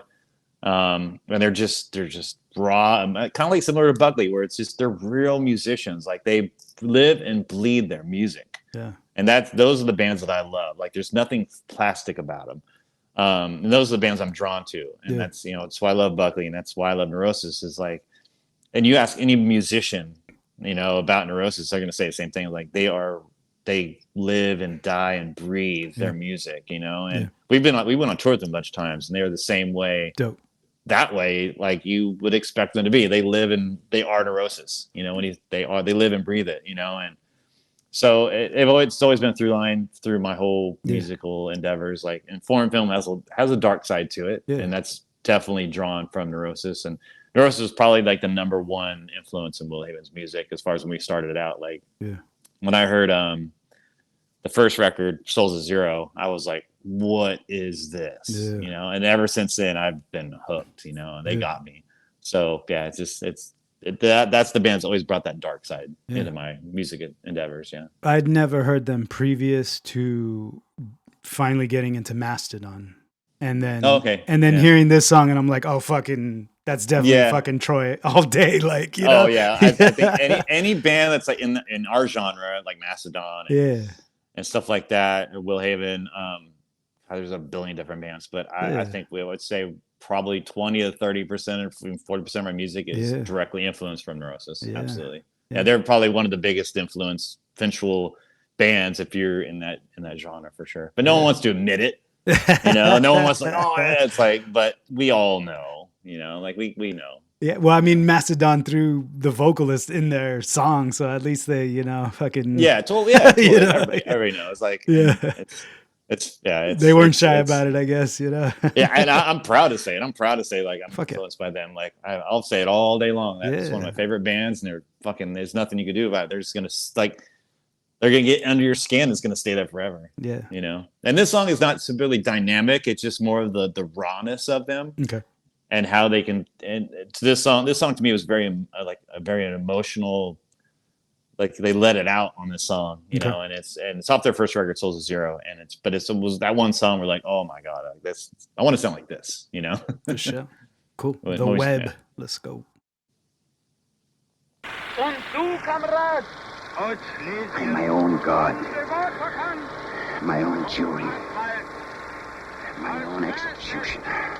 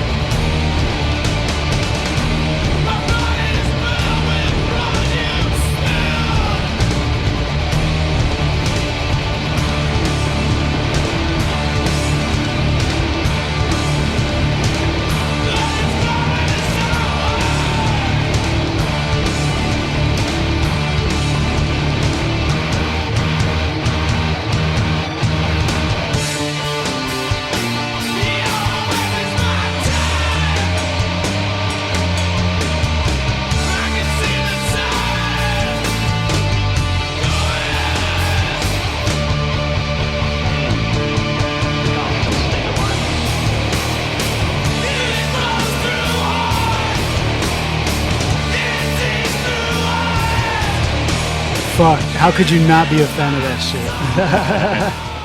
That's crazy. So I definitely heard some Jeff Irwin in there. Oh yeah. And then I heard some Snapcase once that second half of that fucking part came out. Oh yeah. Interesting. That's so crazy. And Yeah. like I always feel like I have to defend, not be defensive, but just I'll always admit I'm not the biggest fan. Some dudes are like, fucking Metallica, fucking Slayer, blah, blah, blah, blah, blah. And then I'm like, okay, whatever. Like, I grew up with what I grew up with. I had to learn heavy music kind of for myself. Friends would show me, like, one of the first heavy bands I ever got into was Machine Head because of my first drummer, my friend, and I was just like, that shit's sick. And then I got into Korn and Deftones and you guys. And then I was like, okay, that shit's sick. And then, but I never claimed to be like the fucking diehard fucking yeah, fuck yeah. You know what I mean? Like, Yeah. I'm open to everything. I just want to hear good shit, Mhm. So I love, especially when I do this and I can listen in headphones and then I hear full spectrum, like, oh, now I get it, like, I don't know. I'm always down to learn new shit, even if it's decades old. You know, like Mm. And for me, like I like I like Metallica and stuff like that, but yeah, there's a difference to me between pure raw emotion, which yeah, is what we just heard, yeah, to Metallica, where there's some emotion in there, but it's more like, right. to me, when I listen to Metallica, I remember my childhood, right? Hmm. Like when I hear like Battery and like Master of Puppets, it takes me back to when I was that age, and I can remember being a kid listening to Metallica. Yeah, Even the Black Album, I mean, I listen to that going surfing all the time. It takes me back to that. yeah, So to me, that just takes me to a certain period of time. When I listen to Neurosis, that just pulls something out of me. There's an emotion yeah, there. It doesn't take me back to a time. yeah, It just takes me to a place where I feel something. yeah, And so that to me, those bands are the ones that I will always be 100% diehard, yeah, because if you can pull some emotion out of me, then you got me for life, yeah, And so those two bands like Buckley and Neurosis are two perfect examples for me, because they just pull. Like when I listen to Buckley, I want to cry. When I hear Neurosis, I want to punch them. I want to fucking punch a hole in the rage. wall. Yeah, Yeah, it's like yeah, it's just something so beautiful about both of those things. Even though yeah, they're completely different bands, there's yeah. something very beautiful about both of those that are equal. Fuck You yeah, know, so that to me, that's why I go with the bands that I love, because they have to pull something from me emotionally. It just can't be a song or like yeah, technical work or whatever. yeah. Like, it has to be something bigger than that. It's their And aura, you know. yeah, that too. Yeah, It's like, and that's what I wanted with Woolhaven, is like I wanted to not so much be. I didn't want to write a song per se, or a hit song or whatever. It's more, I yeah, wanted to just pull something. I wanted to be just in your face, just pull you out of like yeah, your comfort zone. That's kind of what I wanted, with yeah, Woolhaven. And with Foreign Film, it's more, I want to make you cry, yeah, basically. yeah, It's yeah, like yeah, yeah. same vein, but I want to pull something out of you. Yeah. Something I always say, especially when I do my mixes, it's different genres, reggae. I'm getting more into like drum and bass style artists that are new. Like, I don't know. Are you into drum and bass at all? You ever get into drum and bass? I lived for a while, but when it became a popular thing, I was Like just kind of jungle rocking it. back in the Yeah, day. jungle. Yeah. Yeah. So there's some young artists, like there's this girl, she goes by Pink Pantheress, and like a lot of people jock her, but it reminds me of old school stuff like Ronnie Size, and I got Yeah. into Diesel Boy. Diesel Boy is Yeah. the shit, and that was Yeah. kind of a little more technical and a little more mechanical, and I was like, oh, but it's still that boom boom doom Yeah. like, oh shit, I love that, Yeah. because it's like it's like the funky drummer, but Was double it? time. I was in Panacea. Remember? Did you ever Panacea? Yeah, yeah, So yeah, that was like, it was like a darker drum and bass, yeah, which I like. Was more evil. Like I like yeah, that. I was always into that stuff. Yeah. yeah. Yeah, anything heavy, So Yeah. so what I was, trying to say was like it's all heavy to me, emotionally, sonically, whatever, expressional, like fucking vocals, or if you're just fucking yelling your head off. Like I don't see the difference, I don't see like. But you make a good point with Metallica though. Is like maybe that's why I was never really a big Metallica fan. Is because I didn't feel the shit. I heard it. Yeah. Cool, respect on them. Like, cool, you guys are dope. I mean, Hetfield is one of the greatest guitarists ever. That dude just fucking plays so fucking clean. You know what I mean? Yeah, like, totally. Absolutely. it's unreal, And so I respect that more than anything else about that. I think it goes back to what you were saying before, which I'm a true believer in, is that your brain receives frequencies. Yeah. And music is the same way. Even though Metallica is on a certain frequency, yeah, that frequency doesn't hit as hard as a Neurosis frequency to me. Right. Like Neurosis frequency just consumes me. Yeah. As a Metallica, I feel it, but it doesn't take a hold of my whole body. Yeah. So it's I just receive it differently than other people. Like some people can't stand Neurosis. Like it's too noisy. I don't get it. Sure. But for me, it makes sense. Yeah. Because there's something coming in me, and just it's computing in a different way than I would. When I hear Metallica, I get happy. Sure. Like, oh yeah, I fucking love this song or whatever. But Yeah. there's a dark cloud that comes over me when I hear like Neurosis or like something like that. Yeah. No, it's weird. I completely agree. But any genre, any style. Has it could be any band. Yeah, like I said, Buckley's completely different than Neurosis, but they hit me the same way. Yeah, for sure. Yeah. All right, cool. The last one I picked was Depeche Mode, Heaven. So why this song? I think this was one you told me was more vocally your Gahan Yeah, influences you in a way. I'm a big Depeche Mode fan. You For know, sure. like I saw him in '91 on the Violator tour, Oh, yeah. and I knew him before that, but that when I saw it concerts, like, yeah, this is my band, you know. Yeah. And I've always been a huge Depeche Mode fan. We all have, you know, of course, Chino, and you know, Yeah. we grew up with Depeche Mode, and so when I started learning how to sing, of course, when you start singing to bands you like, Yeah. and so I was singing to Failure, Fuck yeah. um, Another great a lot of- fucking band. yeah, a lot of Ken Andrews stuff, you know, rap. What was the other band he had? You're the We're going Rabbit. blank. You're the Rabbit. Ooh, that album is fucking so Amazing. good. I Yeah. still So- bump it all the time. I Oh love yeah, that it's song. timeless. Both those Yes. records are. Yes. So so I was singing a lot of Ken Andrews, but you know, he's a little out of my range on some things. Sure. So I started singing a lot of Depeche Mode songs. You know what? You know, I'm not as good as Dave, but his register matches mine a lot more. Yeah. More bassy, Yeah. more, you know, croony, more, you know, that. So I just started singing every Depeche Mode song I could sing, Yeah. and I was nailing a lot of it to my Fuck yeah. surprise. So Dave was like probably the biggest influence on me, like learning, being more confident in my vocals Yeah. and projecting, because I love the way he has that croony voice, but you can hear every word he says Yeah. like perfectly, and that was always important to me because my thing starting a shoegaze band is like it's kind of normal for the shoegaze singer to sing really soft and quiet, and you really can't hear what he's singing about. Right.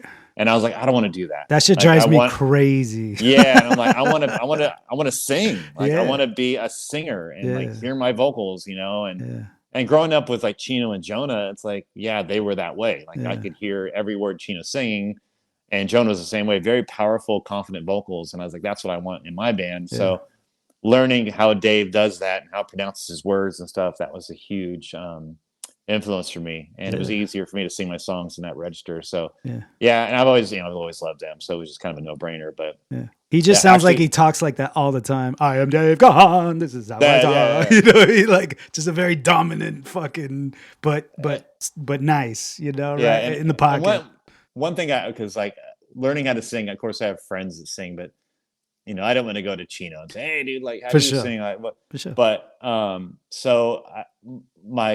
one of my best friends, Sean Lopez, who's Yeah. in Crosses with Chino and was in Far. You. He was in a band called Revolution Smile. Yep. And it was right after Far, and Sean sang in that band. So he basically went from a guitar player to singing and playing guitar. So I went to dinner with him, like, you know, and he knows about foreign film and stuff. I was like, you know, give me some pointers, you know. Yeah. And how did you go from being Far guitar player to being the front man?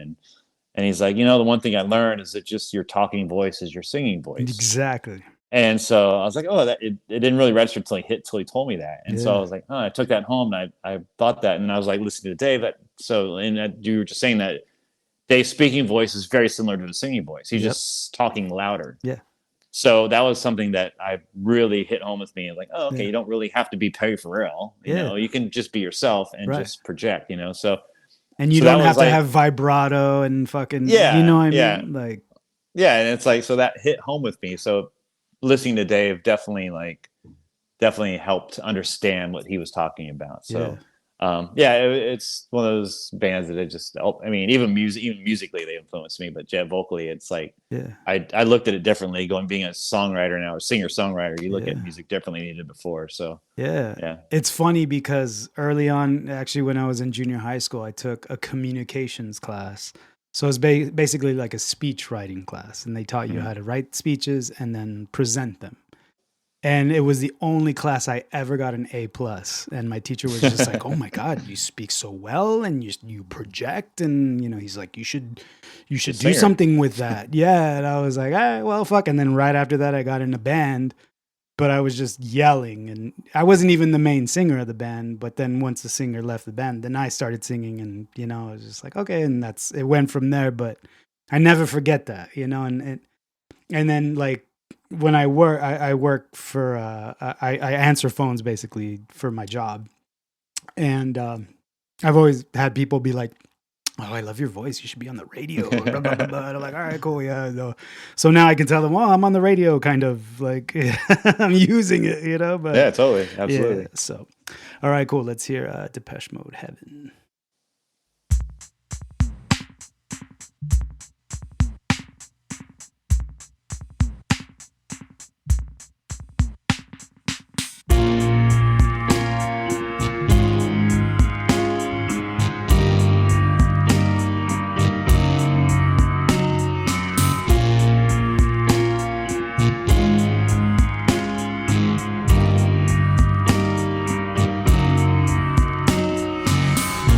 Sometimes I slide away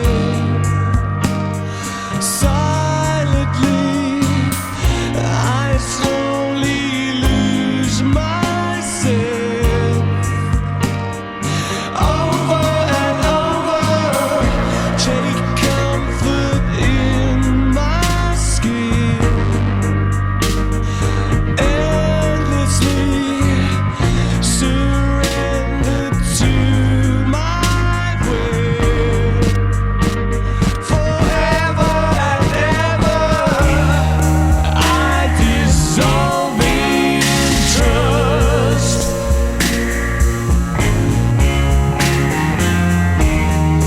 I will sing with joy.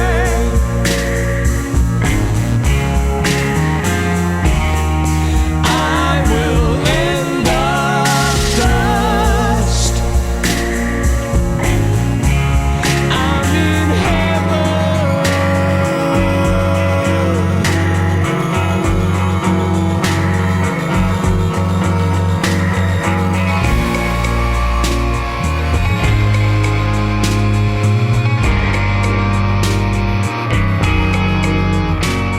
So why that song in particular?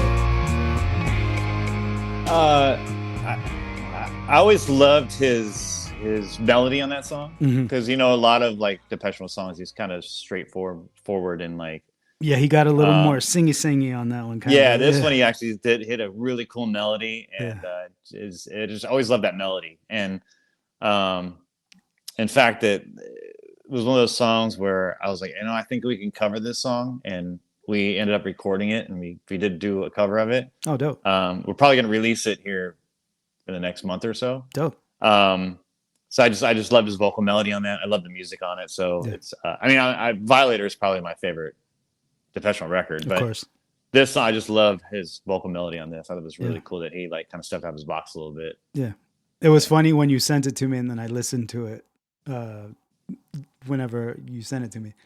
I heard it and I was like, wait a minute. And it was like, dun, dun, dun, dun, dun, dun. And I was like, why my guitar gently? I was like, oh shit, wait a minute, hold on. It sounded like that to me. I was like, and then hearing it right now, I was like, oh.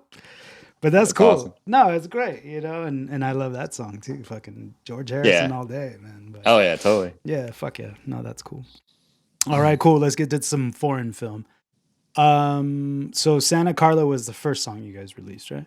Correct. Yeah. All right, cool. So I'm just going in order of how you release them. Yeah. Anything you want to say about this one in particular? I think initially this wasn't going to be our first single. This actually was going to be the last song on the record. But when we finally put Robin's piano parts down and added Tammy to it, my girlfriend, and I just loved the way it turned out. I was like, oh, this sounds super cool, even though it's probably not a single, but sure. It just kind of encapsulates what foreign film is about. It's very moody, beautiful, very powerful ending. It gets loud, it's quiet. It just one of those songs that just kind of fit what the vibe we were going for. Yeah. And I was like, well, if we're going to introduce people to the band, like this is a cool introduction. Yeah. And then I hit up my friend Dave, who's done a few William videos, and I was like, I want to do a video for the song, and he put it together, and I was like, oh, this looks awesome. So it was kind of a no-brainer after that, just to make this like our first single. And so it's people, it's still this other song, Queen, and them Santa Clara has kind of like still been our top song. So it's holding strong. Dope. Yeah. Let's check it out. Let's go. All right.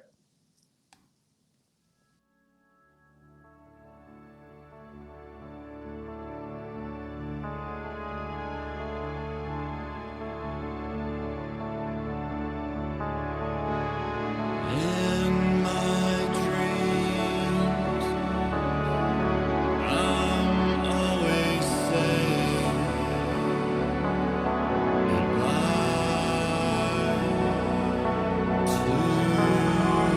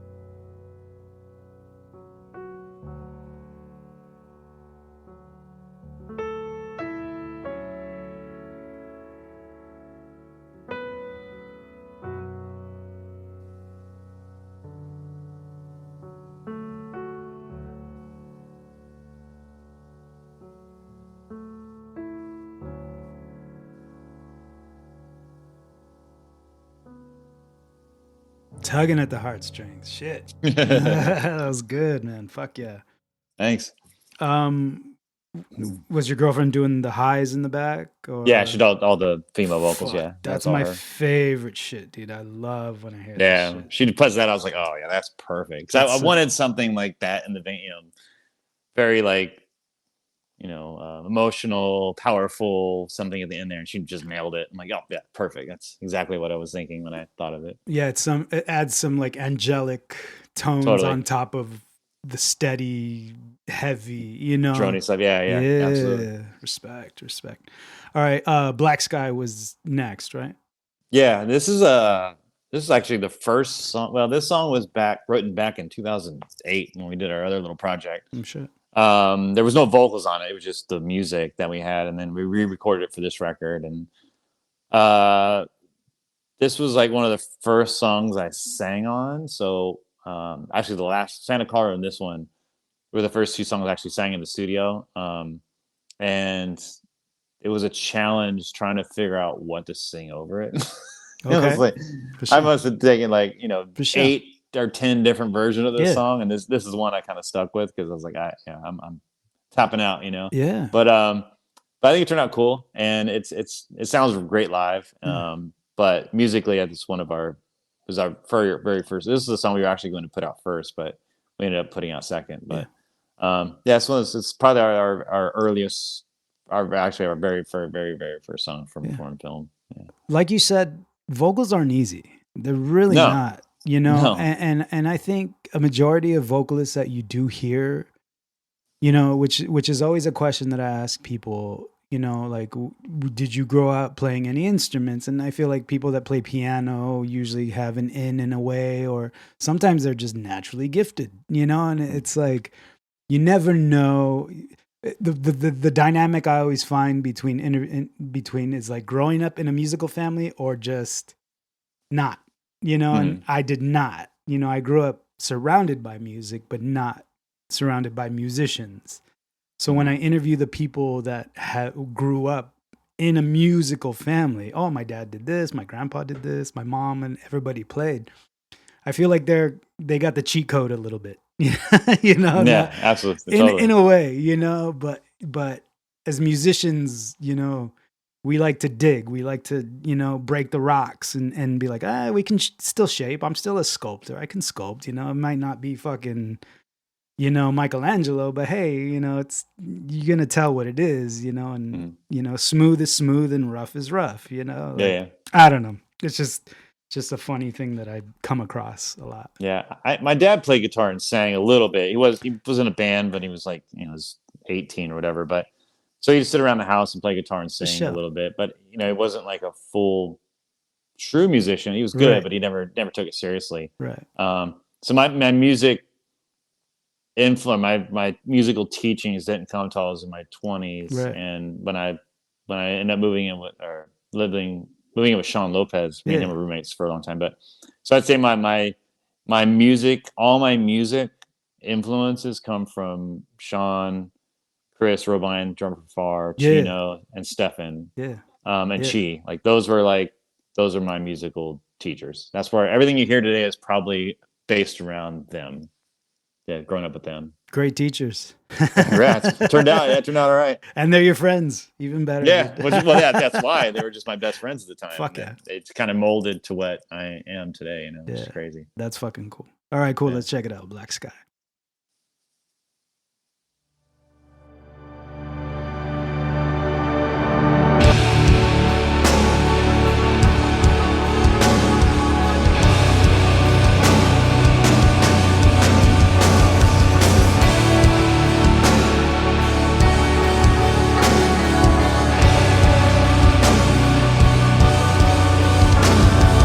So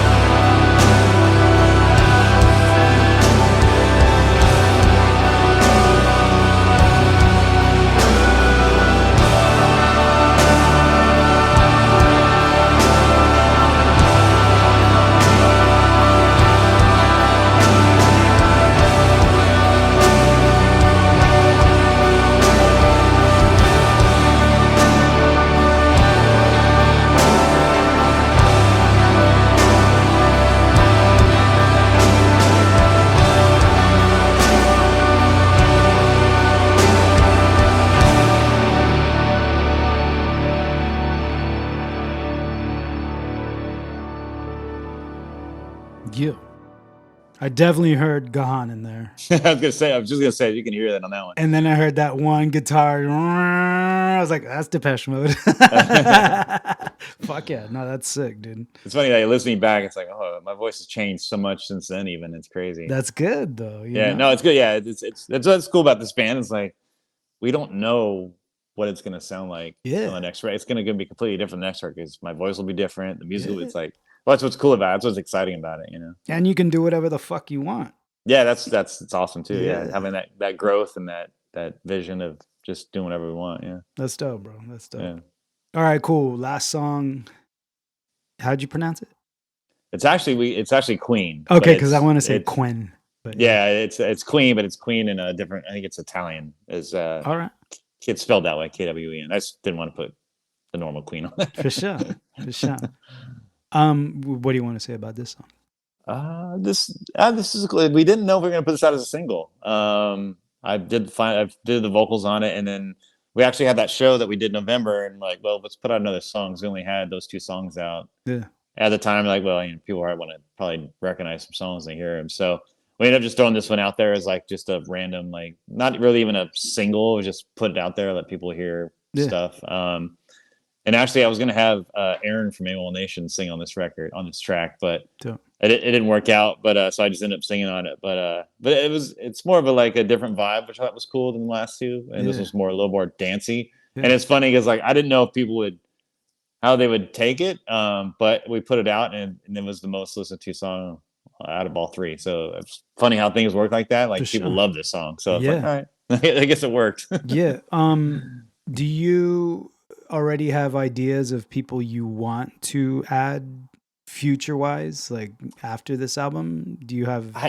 I don't so much like collaborating with like other people. No, I mean maybe just features or something, just ideas that are popping off because you're being creative. You know what I mean? That's what I'm saying. Maybe. I mean, I've tried. I mean, it has to hit me right. For you know, like of course I've asked Chino to do stuff with me just because like you know, I love Chino, and that would be fun to do something with him. But you know, I've had Mike from Yob on one of our records, which I wrote that part, and I was like, this is to me, this totally. I hear Mike on this, you know. Yeah. So I called him up, and on this song, I thought I could hear Aaron singing on it. So if it comes to me, it has to be in the moment. I'm not gonna write a song and like I want to get right. Dave Gahan on this. I'm gonna write a song for him. It's like if I hear the song and it makes sense, I'm like, oh, I should reach out to someone. So that'd be kind of cool. But normally I don't go in there thinking like I want a bunch of guests on my records. You know, just if it happens, just to come to my head, I'll think about it. But for the most part, I just meant more so, you know, writing. You've already got ideas for the next. Yeah. So if there's anything that you're just kind of like, oh, you know, that would kind of sound cool on this, or you know, just any ideas like. Well, what's nice about this one too is like because Mike I had on the Will Haven record, that was more of like I want to incorporate some singing into a Will Haven record, so I thought Mike would be perfect for that. Yeah. But what's nice about being in the singer now, it's like you can actually write songs to cater them to my voice now. Sure. Yeah. As far as like, you know, like, oh, I'd like to hear somebody else on this. Like, well, I can probably sing it now, or I can write it to where it makes sense to me now, you know, whereas before it's like, because like I said, these songs weren't initially going to be what it is. And so when I heard that song, I was like, I wrote that song a long time ago. I was like, oh, it'd be cool to have, you know, Aaron on it. But now it's like, okay, now it's a foreign film project. Maybe it's better that I just sing on it anyway. Right. But I would love to have Aaron sing on it, but figured I could just sing on it now, you know. But going forward, it'd be a lot easier for me to like write to my own voice now. For sure. Yeah. That's cool, man. Yeah. All right, Queen, let's go.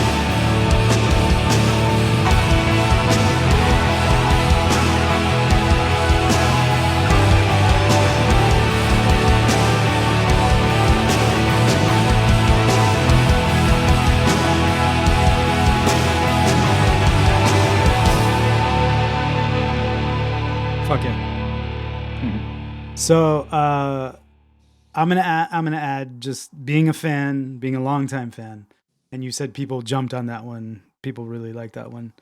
It's Haven-esque because of the beat. You know that the driving beat. beat, Yeah, you know, heard that, and then I heard Failure. And I was like, all right, there's some Failure in there once the guitarist started coming in. And Failure does similar, what's the nurse? Was it the Nurse Who Loved Me? Or, Nurse Who Loved Me. Yeah, and then I heard Smashing Pumpkins. Is Smashing Pumpkins a big influence on you? I heard some Corgan in there for some reason. I mean, I like them. They haven't really been I never thought of it like them in that way, but I do like them. But never. But Failure is a huge influence on me. You're the Rabbit, Hum. Those droney, very, real shoegaze bands. You know, I love anything Ken Andrews does. Those are probably, you'll hear that stuff in my music pretty blatantly. It's like, I definitely take everything I love and put it in a blender. Yeah. You know, and try to make something out of like stuff that I love to hear. You'll probably you'll recognize a lot of the stuff in there, but I try to like incorporate, maybe some Will Haven meets Failure meets this and that. It's like, that's kind of the thing that, especially starting out as a band, you're going to take your influences, mesh them together and see what happens. And then whatever route it takes you, you know? Yeah. And progress, music is meant to be progressive, Yeah. And you don't have to be Dream Theater to fucking pull it off. Right. Totally. Cool. Well, thank you, Jeff. I appreciate you doing this with me. Yeah. Again. Thank you for having me. For the second time. Me, man. Awesome. I fucking love what you're doing, man. I always have, and I'm glad you're into the next phase of fucking what you do, man. I really respect it, and it sounds fucking dope, dude. Cool, thanks, man. I hope to take people on a ride. I mean, like, this band's going to evolve, it's going to change, so it's going to keep people on their toes, which I love. So if you want to hop on, keep checking us out and see where we go. That's kind of all I ask for, It seems like you're getting a good reception so far, so I wish you the best. Happy with it. For sure. Do you want to say where people can find you? Anything you've got coming up? Anything you got going on? Yeah, so we have our socials. We have Foreign Film Band on Instagram. We have Foreign Film Band on Facebook. We're on all the streaming services, Spotify, Apple, all that stuff. We'll have I Go to Depeche Mode single will come out, cover will come out with the video sometime in the next few weeks. And then we'll have a full record out, which include these 3 songs on it. That'll hopefully be out March, April. And then hopefully just go out and play some shows. Hopefully people come out, and then we'll keep writing. We'll keep writing music though. We're not going to keep writing. So right on. Yeah. Thank you, brother. Our plan for the next year. So. Right on.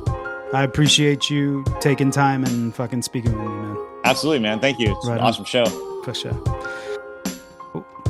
Much love and respect to anyone out there listening. Anyone paying me with your attention. As always, I'm your most humble host, Dr. I. This has been Your Blue Dreamer broadcast. Always saying, stay tuned, stay connected. Much love and respect, and until next time, peace.